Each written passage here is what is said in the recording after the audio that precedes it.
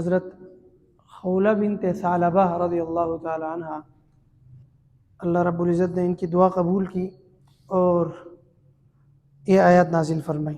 جاہلیت میں ایسا ہوتا تھا، طلاق زہار طلاق کی ایک قسم ہے۔ ابھی تو جو نیا حکم ہے، مطلب اس دعا کے بعد جو حکم نازل ہوا ہے، اس میں یہ ہوتا ہے کہ طلاق زہار کا کفارہ دینا ہوتا ہے۔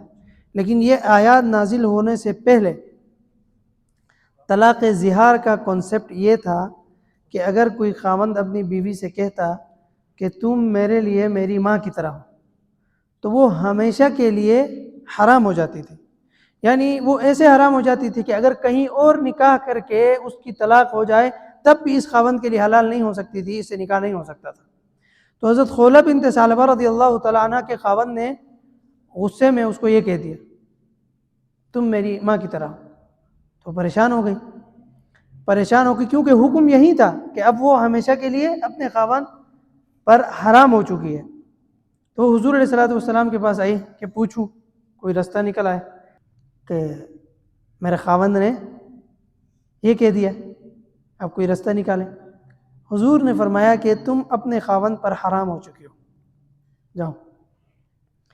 تو انہوں نے کہا نہیں یا رسول اللہ، کوئی رستہ نکالیں، ایسے نہیں چلے گا، اتنے بچے ہوئے میرے، جوانی میری گئی ہے، اب اگر ان بچوں کو میں خاوند کے حوالے کرتی ہوں، ان ضممتہم الیہ ضاعوا، اگر میں خاوند کے حوالے کروں گی تو ان کی تربیت کون کرے گا؟ وہ سب ضائع ہو جائیں گے، لوفر بن۔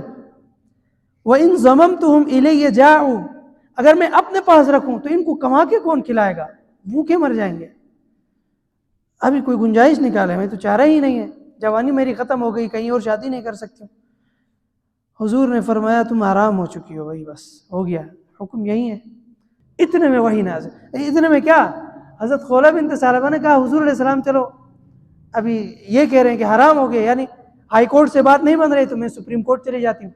ہاتھ اٹھا کے دعا کیا کہ یا اللہ، تیرا حبیب تو یہ کہہ رہا ہے، میری جوانی چلی گئی ہے، اتنے بچے ہیں، میں کہاں سے کھلاؤں گی؟ اپنے پاس رکھوں گی تو، اور خاوند کے پاس بھیجوں گی تو ان کی تربیت کون کرے گا؟ یا اللہ کچھ کر، بس کوئی رحم فرما، کوئی حکم کی تبدیلی فرما، کچھ کر دے، تیرے نبی نے تو مجھے یہ جواب دیا ہے، ابھی مجھے سمجھ نہیں آ رہی، تیرے علاوہ میں کہیں جا نہیں سکتی ہوں۔ اتنے میں ادھر حضرت خولہ دعا فرما رہی تھی، ادھر حضور پر وحی کے آثار نمایاں ہو گئے۔ وحی کے وقت جو حضور علیہ السلام پر کیفیت طاری ہوتی تھی وہ کیفیت طاری ہو گئی، پسینہ آنے لگا اور بالکل گردن ڈلک گئی، اور تھوڑی دیر بیٹھے، تھوڑی دیر بعد جب وحی کے آثار ختم ہو گئے، حضور نے پسینہ صاف کیا اور کہا کہ خولہ تجھے مبارک ہو۔ جنہوں نے طلاق زہار دی ہے ان کے لیے کفارہ نازل فرمایا کہ جو یہ کفارہ ادا کریں گے، طلاق زہار کا جو حرمت کا حکم تھا وہ ختم ہو جائے۔